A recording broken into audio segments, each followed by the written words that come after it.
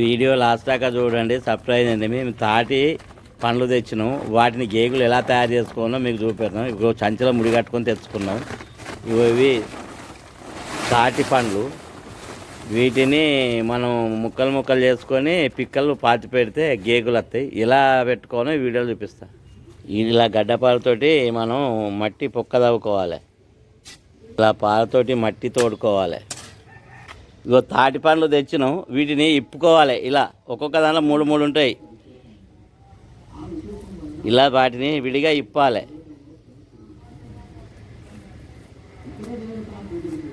అలా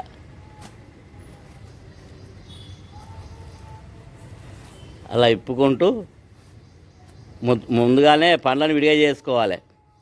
తాటి పండ్లను మొత్తం విడివిడిగా చేసిన పిక్కలను ఇప్పుడు ఎలా నాటుకోనో మీకు చూపెడతా. గుంత తవ్వినాం. ఇందులో ఇవి పెట్టుకోవాలి పిక్కలు.